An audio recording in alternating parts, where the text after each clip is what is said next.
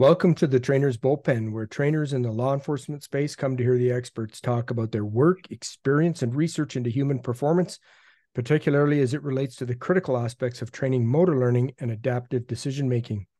The purpose of the Trainer's Bullpen is to help bridge the gap between law enforcement training and the findings of academic research and current pedagogical best practice. Our desire at the Trainer's Bullpen is to help advance law enforcement training, make research applied, and improve officer and public safety. The Trainer's Bullpen is a production of Raptor Protection, and I'm Chris Butler, your host. And today it's my pleasure to welcome back to the show Dr. Craig Bennell. Craig is currently a professor of psychology at Carleton University in Ottawa, Ontario, where he also serves as the director of Carleton's Police Research Laboratory. He graduated with a BSc in psychology from the University of Alberta and an MSc and PhD in psychology from the University of Liverpool in the UK. Craig is a past president of the Society of Police and Criminal Psychology, a previous editor of the Journal of Police and Criminal Psychology, and he sits on the editorial boards of numerous journals in the fields of police and forensic psychology. Craig is a member of the Research Advisory Committee for the Canadian Association of Chiefs of Police and a member of the Working Group on Mental Health and Policing for the Royal Society of Canada. Together with his students, Craig collaborates with Canadian Police Services to conduct applied evidence-based policing research. He has a particular interest in how this training can be used to improve the performance of police officers in potentially volatile interactions with a specific focus on the effective use of de-escalation strategies and use of force options. Craig has published over 80 peer-reviewed journal articles and has presented over 200 papers at national and international conferences. And Craig is not conducting research or teaching. He enjoys spending time with his wife, 2 boys, and his dog, Suki. He's a huge fan of the Toronto Raptors and Formula One, and he's a wannabe rock drummer who likes anything by the legendary Led Zeppelin drummer, John Bonham. Well, Dr. Bennell, welcome to the Trainer's Bullpen, and thanks again for making time to join us today. No problem at all. You said the Toronto Raptors, they just got knocked out of the playoffs, so a very sad week for me. It wasn't a good last game at all. So. Well, you can drum your way to a happier feeling. That's then. Right. That's okay. Right. Well, Dr. Bennell, we're going to talk about a very topical topic today, which is the use of vascular neck restraints in law enforcement. And this is an issue that has certainly come to the forefront very recently. And so we're happy to be able to discuss this paper that you and fellow colleagues published, titled "The Safety of Vascular Neck Restraint Applied by Law Enforcement Officers." And this was a study that was published in the Journal of Forensic and Legal Medicine in October of 2022. So, Craig, before we get into the paper itself, maybe can you discuss a little bit of background that sort of drove this study and why you felt this was a particular important topic to focus on? Sure, no problem. Yeah, I should start off by saying this really was this paper and the studies talked about in it were not my idea. This was the brainchild of the 3 lead authors, Bill Bozeman, Gary Bilk, and Dr. Christine Hall, who I know you've worked quite a bit with. So this was their brainchild, and but because the study involved both 2 police services in the States and the RCMP up here in Canada, that was really my role. So I just want to give credit where credit is due and say that it was really their idea, and I was just a helper on the project, but very, very proud to be on the project. It's a stellar group of authors, including, and this is quite rare in my opinion, including physicians, all 3 of those individuals, but also criminologists and psychologists like myself. So it was a really interdisciplinary team, and I think that really benefited the project.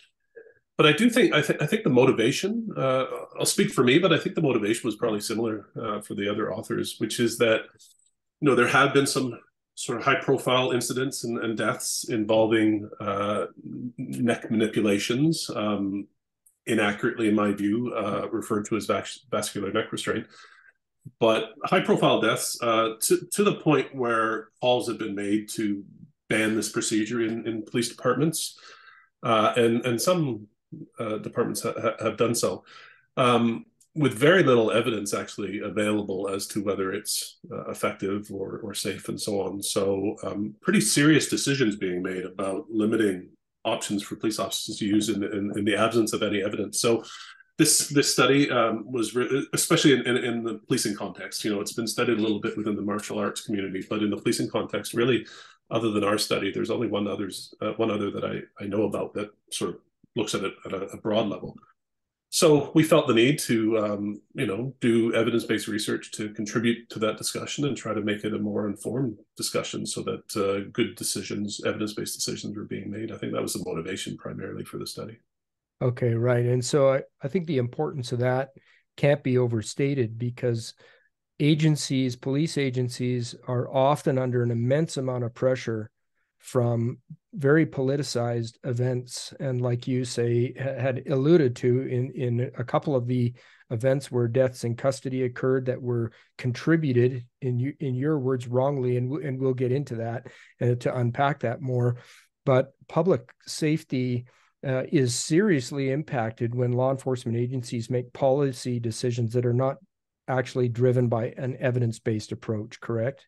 Oh, absolutely. Yeah. I mean, and what's remarkable to me is you simply wouldn't see that being done in other fields. I mean, can you imagine a similar sort of situation within medicine where public views around surgical procedures are really driving the decisions around whether those procedures would be used? It just wouldn't happen, right? You would have everyone arguing for the need to rely on the evidence and to do well-designed studies to see whether these surgical techniques are useful, effective, safe, and whether they should be used or not. So yeah, I think anytime, I know we'll get into it a bit later in the interview, but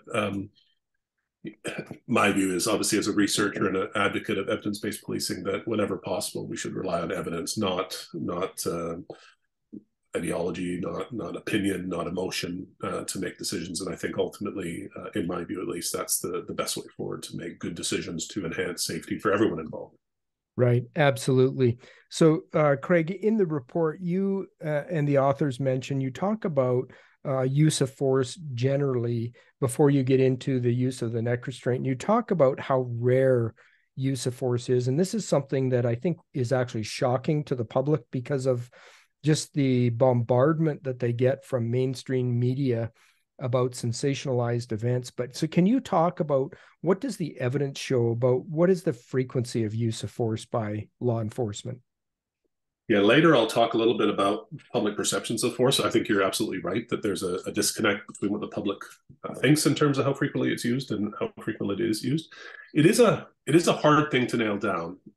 Different services use different definitions and different data collection protocols. So it's not easy to nail down.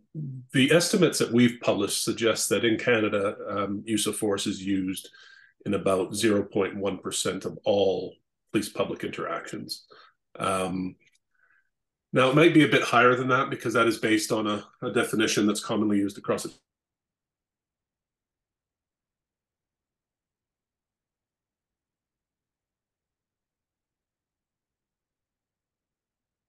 It causes injury and up on the use of force continuum. That tends to be where our estimates come from.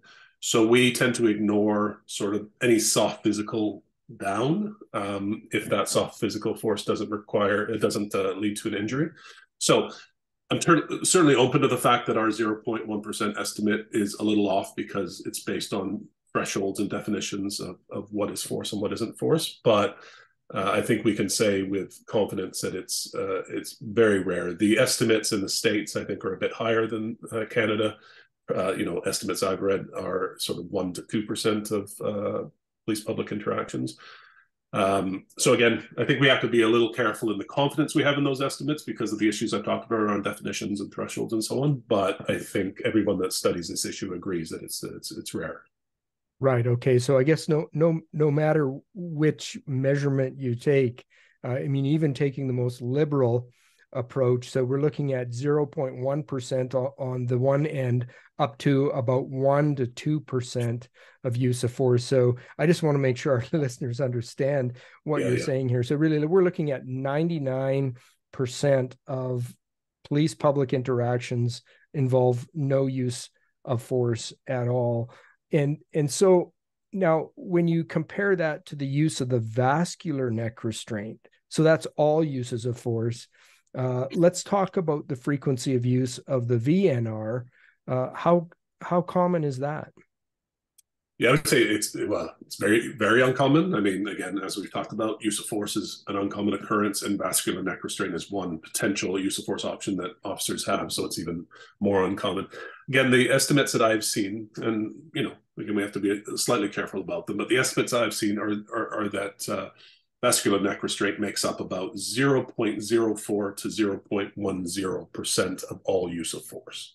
So if use of force is happening in 0.1% of all police public interactions, vascular neck restraint is a tiny fraction of those instances of force. Just to give you an example, the RCMP now publish sort of yearly reports available to anyone on the web, and they estimate that so they include vascular neck restraint within their physical control hard sort of category of force. And they estimate that within physical control hard, vascular neck restraint makes up about 1.3% of all applications of physical control hard technique. Just as a reference point, stuns and strikes are the most common physical control hard. They make up about 70% of RCMP applications of physical control hard, at least in 2021. So stuns and strikes, 70%. Hard takedowns are sort of the remainder at about 28%. And then vascular neck restraint makes up about 1.3%. So, yeah, very rare applications. But again, obviously, when it's applied, we need to make sure it's applied correctly and effectively. Right. And just to kind of prime the pump right now, I think we'll get into this in a little bit, but those stuns and strikes that you spoke about and the takedowns in the physical control hard category that the RCMP uses, I mean, what's commonly known is the frequency of injury outcomes from those types of use of force techniques is substantially higher than when a properly applied VNR is used. And so we'll talk about that as we go along. But let's talk about the VNR itself now, because I want to make sure everybody who's listening to this understands exactly what we're referring to when you talk about a vascular neck restraint.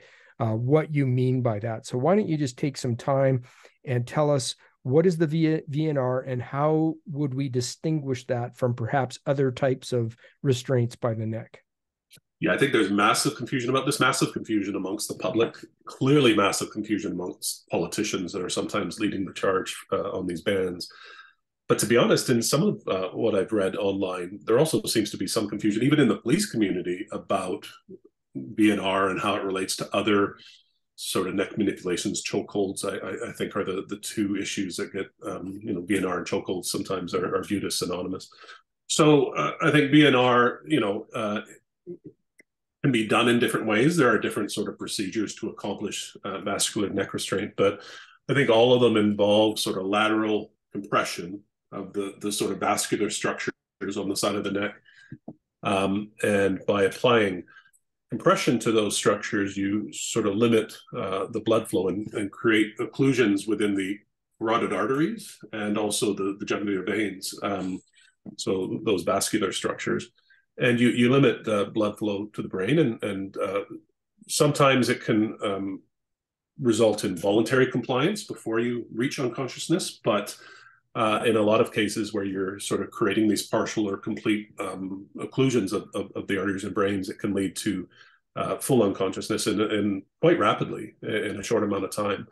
So again, that's very different than something like a chokehold, right? Where usually you're talking about restraints towards the anterior part of the front part of the neck and throat. You are in a chokehold, the risks for potential damage of structures in the front part of your neck and throat are quite high. And the big difference is that in a chokehold, you are restricting sort of respiration, airways and so on. So you're causing significant problems in terms of breathing.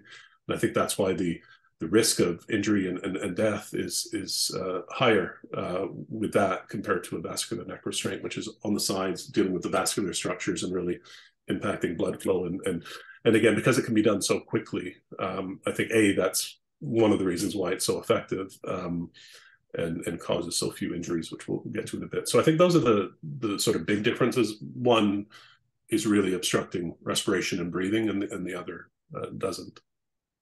And in your experience, as you looked at the agencies that you studied, did you find any agencies that teach the respiratory type of technique with compression on the anterior portion of the throat, I mean, from my knowledge, I mean, any agency that has ever authorized or endorsed that was years ago, and they've long since restricted the use of things like chokeholds.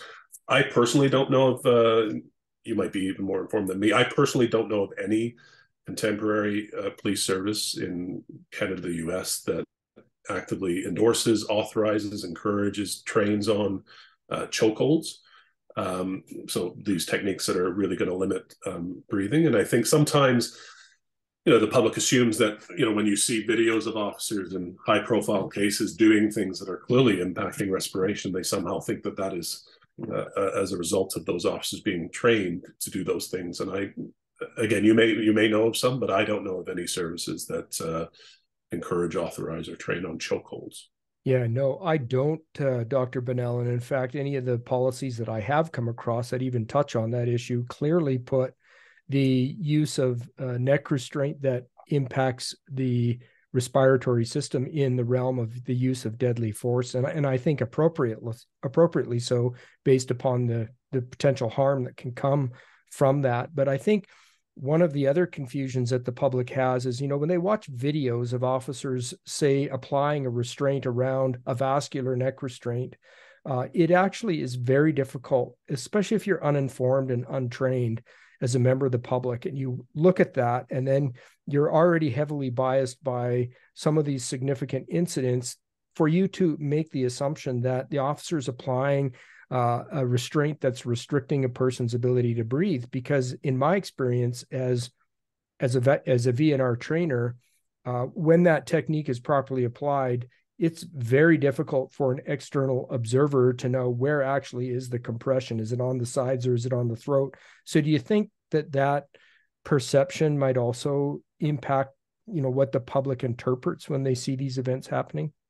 Yeah, absolutely. I mean, I think you have a lot of stuff going on that's leading to this sort of confusion and these calls for banning the procedure and so on. I think you're right. One is a complete lack of knowledge and the lack of expertise to be able to make those sorts of determinations that you've just described.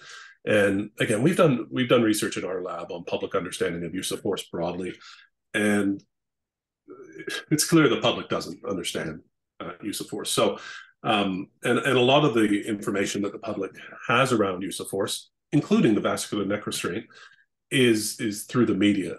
So I don't find it surprising at all that the public probably thinks that these sorts of procedures are used frequently, that these sorts of procedures lead to injuries and deaths, because the only time they're ever exposed to these procedures, they're exposed to some incident where the police officer's manipulating the neck in some way. And of course, the cases that make the 6 o'clock news are the cases where things have gone bad. So I would suggest that the public probably thinks that, they can't distinguish the nuances between a vascular neck restraint and a chokehold. They can't determine what impact these things are having on the subject when they're being applied in terms of, respiration versus blood flow and all these sorts of things. And they probably think they're happening more often than they are and are more deadly than they are. I think fundamental to this confusion and these bans that have been requested on vascular neck restraint comes largely from a public misunderstanding. You layer on top of that existing racial tensions between communities and police services in some places, and some of these high-profile incidents have involved Black men. So you layer on the racial tensions, you layer on a pretty pervasive anti-police narrative from some parts of the community on top of that lack of understanding. And, again, that's what's, I think, leading to some of these issues. And then you have politicians that are sort of jumping on the bandwagon, bowing down to public and political pressure.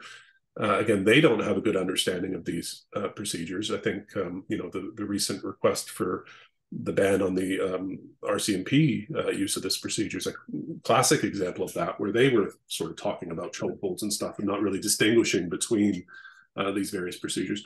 So I think it's complicated, but I think it's fundamentally about a lack of understanding of procedures and use of force generally, combined with an anti-police, some of the racial tensions that are going on, and politicians jumping on it for, you know, the reasons that politicians jump on things, right, to get elected and to play into those fears that are being sort of promoted by various people in the community. So I think all those things are going on. I think it's super worrying. I think it's really sad. And frankly, it's quite stupid, because what you've said before is true. I mean, when we ban these procedures, I think two things happen, right? You limit the tools that are available to officers instantly, and you are essentially encouraging them to use tools that are less effective and less safe, like stuns and strikes, like takedowns. We know that those are going to cause more injury to the subjects. We know they're probably going to cause more injury to the police officers. Thus, public safety is at risk. So by restricting these procedures, you're really limiting options. You're encouraging them to use procedures that are less safe. God forbid one of those options they turn to is their firearm, which is going to, you know, probably lead to much higher levels of injury and death. And what's so sad is that the very thing that these politicians or activist groups are calling for, which is the reduction in injuries and deaths on the part of subjects, in all likelihood is actually going to increase by banning this procedure, because we know it's, as we'll get into, we know that it's effective and safe. So it's a very sad and worrying situation. And I think the outcome for those services that have banned it, I think the outcome is actually going to be worse than it was to begin with. Right. Absolutely. I appreciate you mentioning that. And then the one thing to further throw into the mix on that is the increasing proliferation, as if it's almost unbelievable that it can get worse in this country, but the proliferation of central nervous system drugs, fentanyl, those types of things that it basically turn off the pain receptors, and so all of the other traditional use of force techniques that an officer might use that would traditionally perhaps end an encounter are unsuccessful against these people, because they just simply do not respond to pain. They're full of endorphins, full of adrenaline. And I think, and you know, in my personal experience of having applied the VNR on individuals like that, is within 7 to 9 seconds, irrespective of the fact that they don't feel pain compliance and they're full of a central nervous system drug, you've rendered them unconscious in 7 to 9 seconds. And the fight has not continued. It's not escalated. And so I think, you know, when we look at those two lines on the graph that are going to converge, and that is the discontinuation of a VNR and the continuing increase of this public safety crisis of drugs, I totally agree. I think we're going to see an increase in harm to the public, not a decrease. Yeah, no, totally. I agree. Anything that impacts compliance through pain or compliance through rational thinking and cooperation, right? Anything that's impacting them, again, you're already limiting the options available to officers under those situations, and it is going to be the tasers and the vascular neck restraint options that are going to be more effective there. So again, when you start limiting those, you're really, in my opinion, pointing officers more and more towards, again, the use of firearms and stuff like that, which clearly we don't want to do, when other less injurious options are available for those officers that are quick, effective, safe. It's crazy. It's really unfortunate. Right, absolutely. So let's start to get into the study itself here now. So as I understand it, you and your fellow researchers looked at agencies in both Canada and the US, as you mentioned. So maybe just with respect, Craig, to the positioning of the VNR, so in a use of force type of framework, what did you find? Like, where do agencies place the VNR? Is there a consistent, so this is where they have it in the framework or the continuum, or was there a disparity on that? Yeah, so there was disparity. I can't speak for agencies beyond the 3 that we focused on, but there was disparity. And there was disparity between the U.S. and Canada, essentially. So for the U.S. Agencies, I'll get into it a bit more when we talk about the methodology, what those agencies were. But for the US agencies, they seem to place it within their continuum as a response to sort of active physical resistance from subjects. The RCMP, which is one of the organizations that participated in the study, they place it a little bit higher on their continuum, really as a response to a threat of grievous bodily harm or death. So, without engaging with the agencies and having sort of conversations with them, which we didn't have as part of this study, it's hard to interpret exactly what that means, but it does suggest that there's some difference in terms of perceptions of the role of this technique and how much threat needs to be presented in order to sort of use it and so on. So that's really all I can say. They do seem to position it slightly different along their continuums, but again, we didn't engage with the services in any sort of meaningful way in terms of conversation and discussion around those issues. So, which would be a wonderful study to conduct, but they do seem to see it slightly differently. Okay, so Craig, let's talk about the methodology now. So, talk to us in general terms. What was the methodology that you used to undertake this study? Yeah, and again, credit to the lead authors, Bill Bozeman, Jerry Bilk, and Christine Hall, because again, they did the heavy lifting with input from the rest of us. And I think it's a really innovative study in several different ways. One is the agencies that we looked at. So we looked at multiple agencies. Previously, the study on vascular neck restraint was really focused on one agency. And not only three agencies, but they represented sort of different levels. So we had a local police department from the US, San Diego Police Department. We had a state level agency, the North Carolina Highway Patrol. And then we had a federal agency, the Royal Canadian Mounted Police. So three agencies, different parts of the world and different sizes, from San Diego being the smallest all the way up to the RCMP, obviously. And what those organizations did is that they looked back for a very long period of time, some up to 11 years. So really 2010 to 2020, I believe, were the dates. They looked back on their use of force records, looking for instances of VNR applications in the field. So they looked at the number of applications. They looked at the self-reported effectiveness of those applications, so self-reported by the officers themselves. And effectiveness was really defined as the ability to apprehend a resistant or combative subject. So they looked at effectiveness, and then they looked at injuries. We also asked them to look back in their training records, because these three agencies within their training also apply the VNR on the officers themselves, the trainees. And for those records, they looked at the number of applications and training and the injuries related to those applications. Another, I think, really, it's not unheard of. Bill Bozeman has done this previously, but certainly it's an improvement over some of the studies that I've been involved in.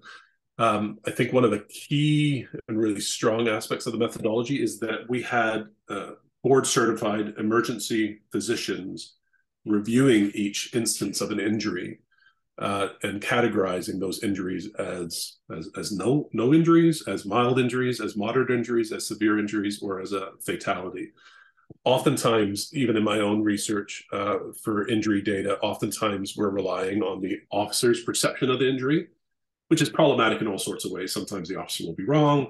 The officer doesn't necessarily follow up to see whether the person was injured after an application of force. In this case, we used, again, board-certified doctors to make that decision and to categorize it appropriately. So that was the general methodology, and then we reported on the results of those applications and effectiveness and injury data.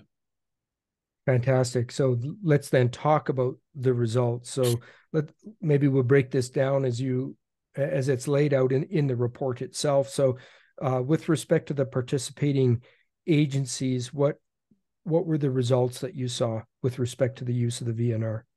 Yeah, so I can't, again, we didn't really separate it by agency. So what I can say is that within each agency, it's clearly rarely used, given the time span and the number of applications that we'll talk about in a bit. Clearly, it's not used a lot, and that was pretty consistent across the agencies. The other consistency across the agencies is that it was consistently viewed as effective in accomplishing apprehension of a combative or resistant subject. And the third thing is that it was viewed as safe. Again, I think it would be useful to sort of separate it out by agency in a bit more detail than what we did. And I think that's a useful line of future research. But I would say across the three, despite these differences in terms of where they position it within their continuum, the data was pretty clear that in each agency it was used rarely, it was effective, and it was safe. So on the effectiveness then, Dr. Bennell, how was that measured? Was that subjective based on the officer who applied it, who made that determination it was effective or not, or how was that evaluated? Yeah. It was a subjective determination by the officer, and again, which we've done previously in our research as well. And it was, were they able, did the use of the technique allow them to apprehend a resistant or combative subject?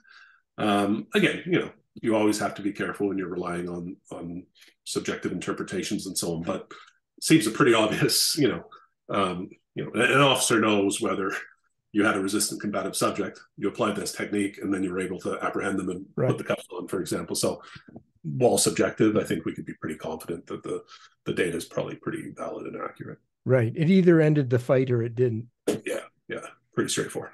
Right. So with respect to the effectiveness, then how often did officers rate when they applied the VNR?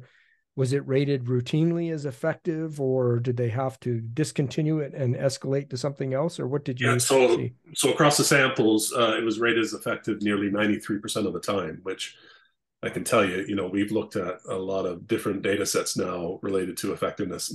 That is very high. I'm trying to think back to our research and think back to whether I've ever seen effectiveness rates that high. I can't really remember, but 93%, that's a pretty high level of perceived effectiveness. Absolutely. Yeah, that's amazing. And then you previously mentioned, so when it's applied, it can either, the subject that it's applied on can either become, I guess, voluntarily compliant. In other words, they're not rendered unconscious, but the officers applied this technique to them, and so they then give up.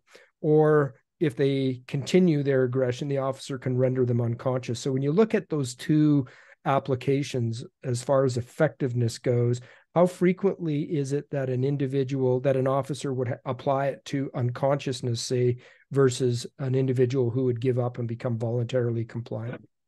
Yeah, we only had that data for one of the agencies. They're the only ones that sort of track that. So I can speak to that one agency, and that one agency, just looking to make sure I get the stats right. So the one agency that did track it, the application of the VNR led to unconsciousness in 24% of cases, and voluntary compliance in the remainder of cases, so about 76% of cases, which I think is interesting because it suggests, especially when you compare that to the effectiveness rates, right, 90-some% effective, it suggests that this technique is effective regardless of whether it leads to a lack of consciousness or not. It often leads to voluntary compliance to a point where an officer is able to apprehend a resistant or combative subject. So I think that's very promising. You don't even need to take it to the point of full unconsciousness, and it's being effective. So that's the data we have from one agency. I can't speak to the other two agencies. Again, the interesting idea for future research, but that's for the one agency. And in that one agency, Craig, did they look at the correlation between subject condition and, say, those 24% that were rendered to unconsciousness? Because what I'm just envisioning from my own experience on the street is the times that it has had to been applied to unconsciousness is almost in every one of my cases that individual had a lot of stimulants on board. So most people who are somewhat clear thinking and are able to realize the consequences of what's about to happen, they will give up. They will voluntarily comply versus those under the influence of other stimulants. So was there an analysis done on subject condition? No, there wasn't. And again, the agency may collect that data. It wasn't included in our analysis, so I can't say whether that's correct or not within the data we have. I suspect that it is, and I think what you're saying makes a lot of sense.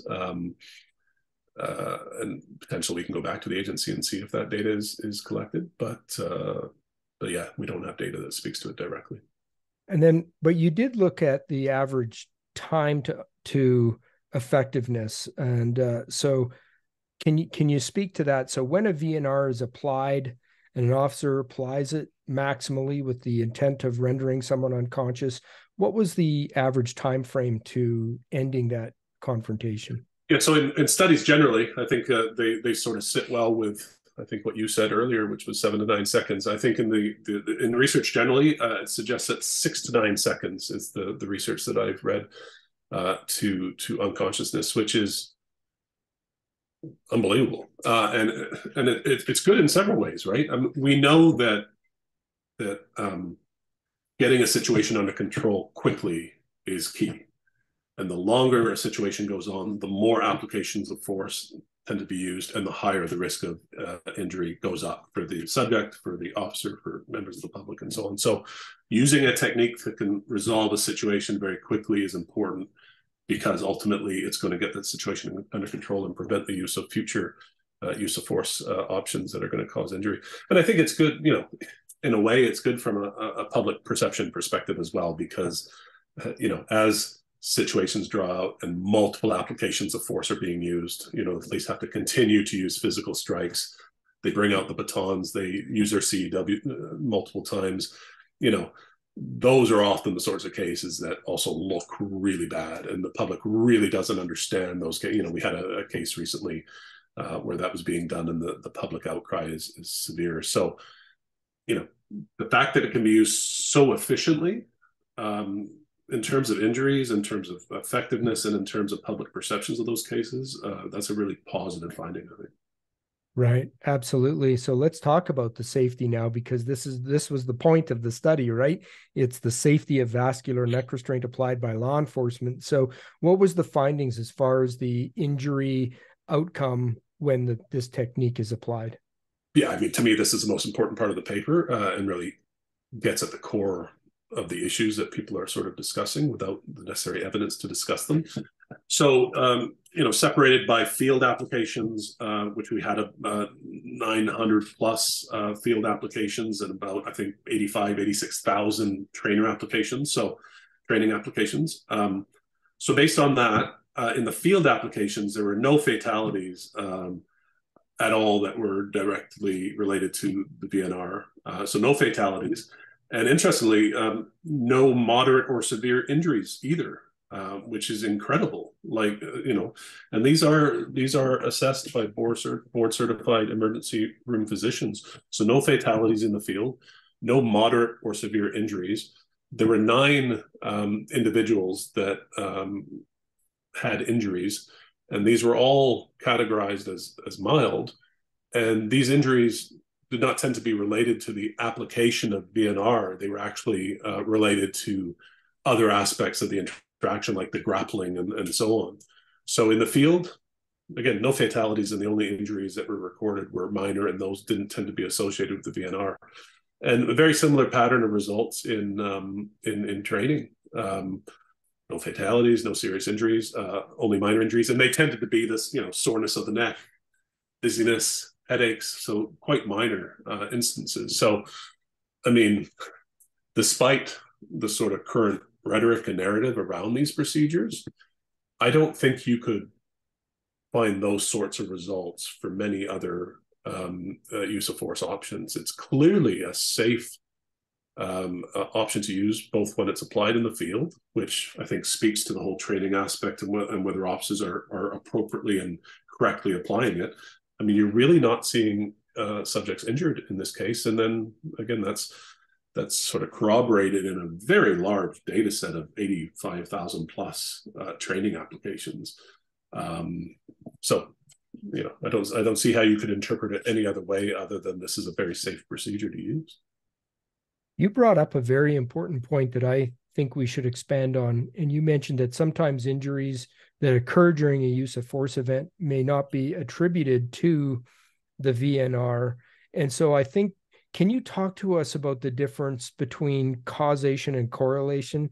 Because this was really eye-opening to me early on when I had the opportunity to work with Dr. Christine Hall, as you mentioned earlier, fantastic researcher, but she really opened my eyes to the importance of understanding when you look at retrospectively analyze an incident to make sure you're not confusing causation with correlation. So can you talk about those two things and why they're important? Yeah, I mean, it's fundamental to all research, and it's an error made not just by members of the public. I can tell you there have been studies done looking at very well-trained researchers within their studies where they've used research designs that really only allow them to speak to correlations, but in their papers, they often speak to causation. So it's a big issue. And again, just because two things are sort of co-occurring at the same time, right, correlating with each other, in no way suggests that A is causing B. They're just going together, right?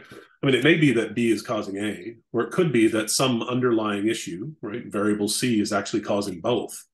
The end result in terms of your statistics would look the same, right? These two things are going together, but you don't actually know whether this is causing that, whether this is causing that, or whether there's a third variable that's causing both.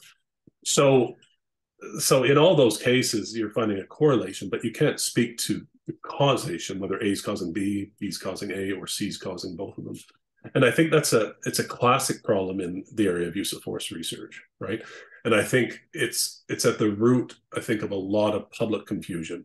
And it doesn't matter what tool you're talking about, whether you're talking about BNR, whether you're talking about CW, we do find a small number of cases where when these are used, the subject dies. We do find those cases.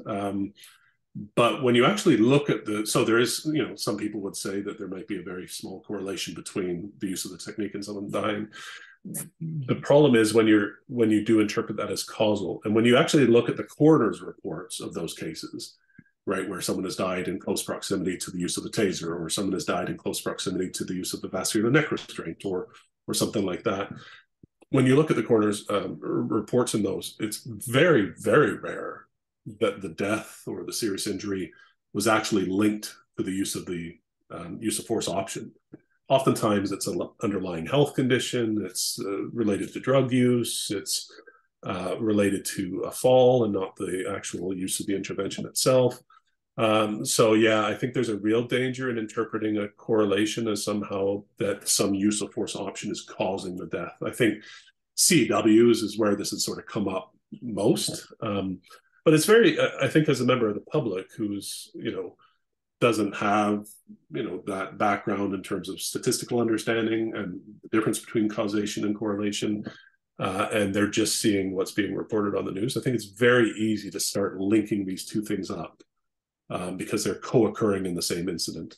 And I think it's up to researchers to inform the media about those sorts of issues so that we can be a little bit more accurate in how we describe them. But no, I think what you've described is at the root of a lot of the issues that we're seeing in terms of debates about whether certain techniques should be used or not used and how harmful they are or not harmful they are. Right. And it occurs to me that if I go through the McDonald's drive-through and I get a Big Mac meal, and then I pull out of the drive-through and I get in an accident in the parking lot, the Big Mac, and there may be lots of reasons I shouldn't be buying a Big Mac meal, but my Big Mac meal is not a causal factor in me having an accident in the parking lot. So you could imagine McDonald's saying, well, I guess we better stop selling Big Macs. Yeah. Because well, there's all sorts of really funny in the sort of literature. There's all sorts of really funny examples of things that correlate. The degree to which people eat ice cream has been correlated with all sorts of other things. And I mean, clearly not causing those things, but for whatever reason, they're correlating. And it could be that, the hot summer temperature actually is causing both of those things to happen. We eat ice cream in the summer more, and, maybe levels of aggression go up in the summer. But yeah, God forbid if they get rid of ice cream, I don't know what I'd do. So yeah, all sorts of funny examples where you mix up correlation and causation. Yeah, but very important point. I mean, we're using some humorous examples to make the point of just how ridiculous it can be. But the point for agency leaders and executives, I think, is to make sure that you've got a good grasp of this understanding, because it's one of the things that I've witnessed is you've got a very public, perhaps controversial use of force event that maybe ends up tragically with a subject dying at the conclusion of that event. But it requires, I mean, we have to not be reactive and let the full investigation take place, because that's the only way that you're going to know, to be able to distill correlation from causation as to how did that actually occur. And so just to avoid that knee-jerk reactive kind of response to these types of salient incidents that occur. Yeah. And they should want to, I think everyone wants to know if there is a causation. And I think police service would be front of the line in wanting to remove use of force options if evidence emerged that it was causing a lot of deaths, right? So really important stuff, really important, I think, for leaders to, if they are unclear about these issues, to reach out to researchers in the area, and to really fully inform themselves before they make big decisions about whether to remove options from those that are available for officers. Right. Totally agree. So in your discussion section in the report, the comment is made, and I'll just read this: injury epidemiology studies, such as this one, are important to clarify medical risks and guide police decisions. So I think we've kind of begin to touch on this a little bit, but it's really important. So can you please expand on what was meant by that, maybe by first starting to help us understand epidemiology?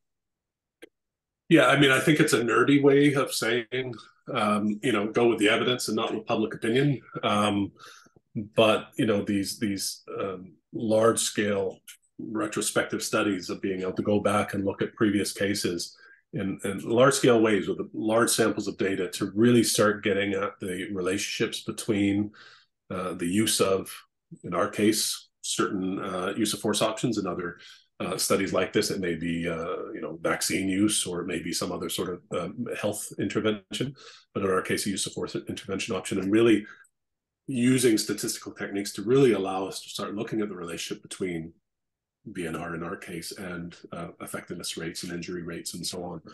But yeah, the statement that you allude to is, again, a kind of nerdy academic way of saying, go with the evidence rather than emotional reactions, rather than public opinion on the issue, rather than the inevitable political pressure that emerges, which is so easy in these cases, right? I mean, everyone agrees that these are emotional cases, right?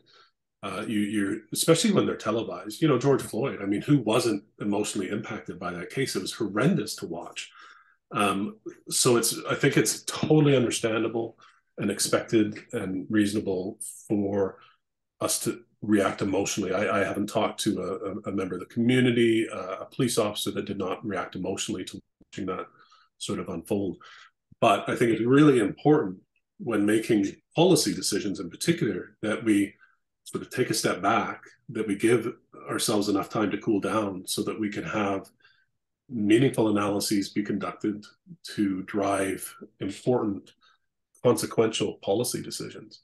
And again, the removal of a use of force option that would limit what police officers have available to deal with situations is one of those policy options. So yeah, I mean, I think it's, this is why I was so impressed. There was a request for the RCMP, for example, to ban vascular neck restraint and a variety of other use of force options. And I was quite impressed with their stance. I think it would have been easy for them to sort of bow down to that pressure, but to step back and say, you know what, we actually don't know a lot about the effectiveness and safety of this tool. Let's do a study. Let's get involved in the study that we published, and let's look at the data we have and see actually what falls out of that data. And let's make decisions based on that. I think I was impressed with their ability to step back from the emotional sort of reaction and say, let's do this properly so that we make the correct decision. And, I think ultimately, if our study had looked at this issue and found 20% effectiveness rates and 80% injury rates, I suspect they would be in a position where they'd have to drop the BNR from their toolbox. But that's not what the results showed. So I think that's an example of not sort of feeding into the sort of emotional, knee-jerk, instinctive sort of reaction of, this looks horrible, let's get rid of it. The public clearly doesn't want it, or some segments of the public don't want it, and so on. So yeah, that's what we were trying to get at with that very sort of academic-y language. Craig, was it this study then that was published, was this largely influential in helping guide the RCMP leadership to make that decision to retain the VNR? Well, I think those conversations are still happening between the RCMP and various political figures that are involved in those decisions. But yeah, I think that this research is certainly part of that conversation. I think they've had individuals come in and actually talk to trainers and see the actual technique in use as well, and they're trying to sort of inform the debate. So I don't want to say that everything is hanging on this study, but I think it's an integral part of their conversation, as it should be. And they opened up their books to us to study this in a way that I think obviously they knew it was going to be fairly effective and low injury rates, because they, in particular in the RCMP with their operational research unit with Simon Baldwin, who I know you've interviewed, they're looking at these issues actually a lot. So I don't think our results necessarily would have surprised them. But to have that data in hand, to be able to show them in black and white, this is what an independent group of people found when analyzing our data and other people's data, I think is probably, I would imagine, quite useful in that conversation to be able to withstand the sort of political pressure to limit tools. Absolutely. If nothing else, it's been a great example to observe how an agency should approach a very politically sensitive topic that impacts public safety and officer safety, and how the RCMP have actually managed this topic so far. So Absolutely. one of the things that is mentioned in the report that I found very interesting is this idea of the possibility of delayed injury following application in the field. And so can you talk to us about that? What type of injuries are possible?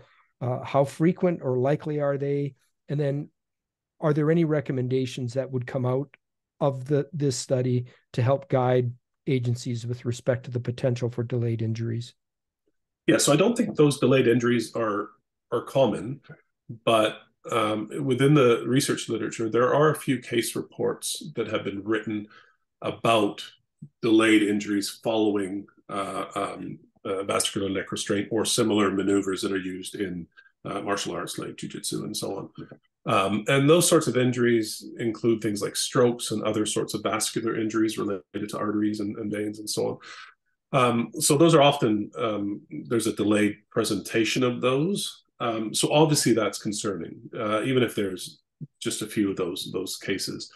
So, and again, I really bow down to obviously the physicians that were involved in our paper much more than me, who understands the sort of medical trajectory of those delayed symptoms and so on, and how they're dealt with. But clearly, the physicians involved in the reports felt that there was enough evidence to at least recommend that if clinicians are treating patients after vascular neck restraint who are reporting, severe pain or sort of neurological symptoms, there was a recommendation that those individuals be watched carefully, and that various medical procedures like CT scans be done on those individuals just to ensure their safety. So yeah, there were enough case reports to warrant a recommendation to be careful if those sorts of symptoms were being expressed by subjects after a sort of neck compression incident. So that would be important for an agency then to have, as in a policy, and after application, after care type of policy, just to make sure that, although extremely unlikely to occur, that is addressed in policy and training. Yeah, I think so. Yeah.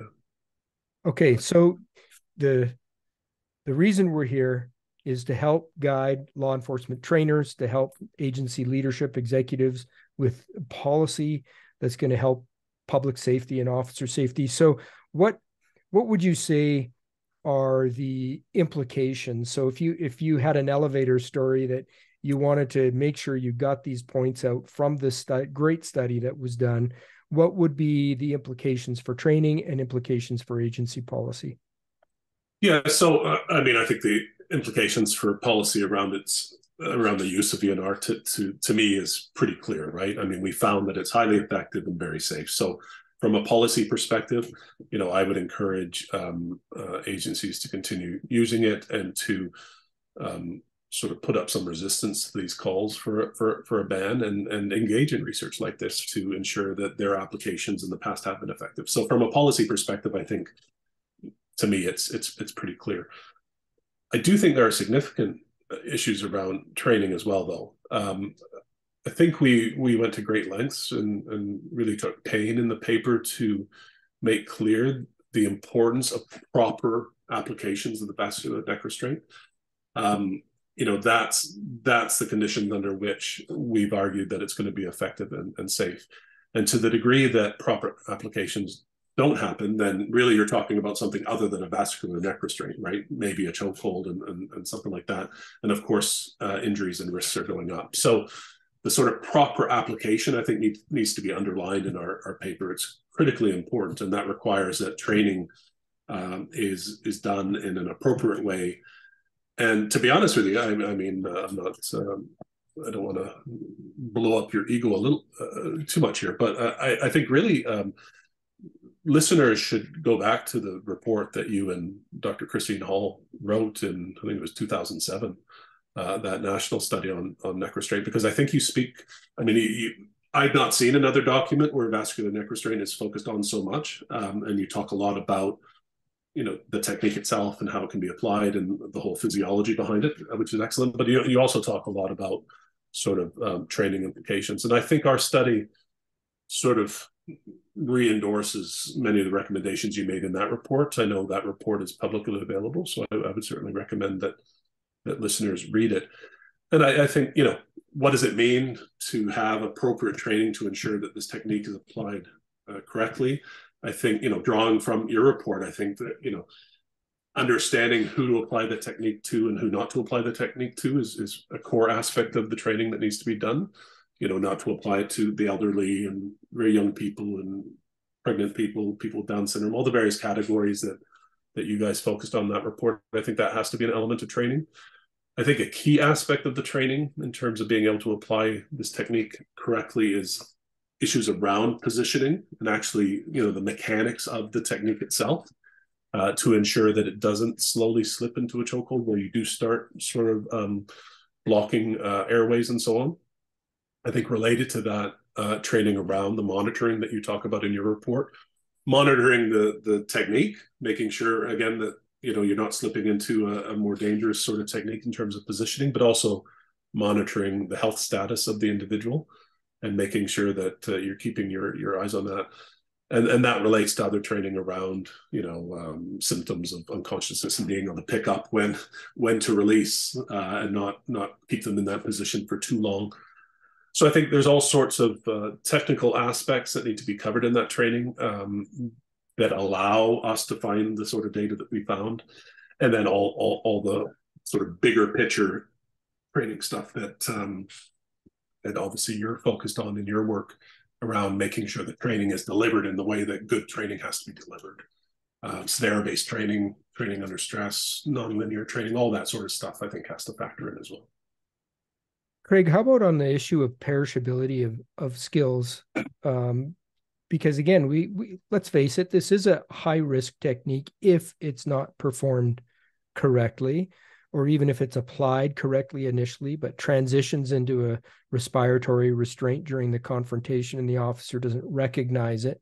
So to what degree should ongoing training, do you have any advice on that from your experience on perishability of these types of skills? Are we looking at, should it be yearly? Should it be more than yearly? Is every 3 years enough? And I mean, because this is another issue where agencies are all over the map. Is there any evidence-based approach that can help guide as far as the frequency of retraining on this technique? Well, I don't know if we know how quickly this skill perishes, right? How quickly it disappears, but certainly the research that is available suggests that you will get skills perishability quite quickly. So there's no question. I think some very solid Raptor protection consistent sort of training in the initial training phase, at the recruit training phase, I think is absolutely critical to develop that solid foundation of understanding of the technique, both in terms of the physical maneuver itself, but also when it should be used and how it should be used, and all these other issues that we've described, content sort of areas. So no question, some really well-grounded initial training using appropriate pedagogy and so on is critical. I can't speak to sort of how frequently the refresher training is done, but there's no question refresher training needs to be done, booster training and so on. And I think it could easily be implemented as part of more regular training. Definitely, things like 3 years. I just don't think for these sorts of techniques are very useful. It's not clearly, given the stats of how frequently it's used, this is not something that is being practiced frequently, right? So, I mean, it's one thing to have really good initial training and then go out in the field and be practicing something consistently and frequently. And obviously that's going to, work against perishability. But so certainly on a yearly basis or even more regular basis, I think is useful for these sorts of techniques that can be forgotten quickly, that aren't practiced frequently, and that have very serious implications if you do it incorrectly. So, I would say to any agency, to the degree that you can incorporate this into regular training on a frequent basis, that would be better. And I think to the degree that you don't, you would probably predict that the sorts of findings that we found would slowly degrade. You would start finding less effectiveness, more injury, to the degree that you're not practicing these tools. So I think police agencies have to treat this seriously, have to move the needle a little bit more towards the martial arts end, where people are training this very frequently, and we're seeing many, many more applications, but similar levels of safety and effectiveness. I think we need to accept that if we want our officers to do this stuff well and do it appropriately, and if we want to minimize their risk and minimize the risk of the people that they're interacting with in the public, we need to invest in frequent training, good training. So I can't give you a precise estimate, but right. Certainly regular booster and refresher training, I think, would be key. Good. Yeah, no, that's extremely helpful. Dr. Bennell, we're bumping up against the hour now, so we're going to bring the interview to a conclusion, but is there anything else that you would like to add? Are there questions you wished I would have asked you, or points you want to make sure that you get out to the listeners? No, nothing really. I think it was a very thorough interview, as enjoyable as always. I just hope more agencies engage in research like this. I think it can be very helpful in guiding their decisions and supporting their decisions and making sure they're making defensible decisions. And I think in today's age of obviously the narratives that are going on, and I think that becomes increasingly important. So I just hope agencies are willing to engage in this sort of research, and that researchers are willing to engage in this sort of research and get the research out to police services and police leaders so that they can make good decisions, and also to the public, so that we can start educating the public a little bit more around these issues, and politicians around these issues, so that we don't get in situations where, in my opinion, recommendations are being made that is ultimately going to harm the people that police officers are dealing with. Absolutely. Well, thank you, Dr. Bennell. I just want to thank you personally for everything that you continue to do, you and your colleagues there at Carleton University and your broader colleagues that do have an interest in public safety. And you spend so much time and dedication looking at aspects of law enforcement policy, use of force, de-escalation, social conflict, all these things that are so critical. There's very few people in the world doing the type of great work that you're doing. And so we just thank you for it and encourage you to continue on, because you are making a difference in law enforcement. I appreciate that. Thanks very much, Chris. Very good. All right. Take care. And I'm sorry to hear that the Toronto Raptors are knocked out, but on the upside, you can look at that as an affordance to have a whole lot more time on your hands to do something. That's right. No problem. This was great. We really enjoyed it, Chris. Okay. All right. Take care. Bye.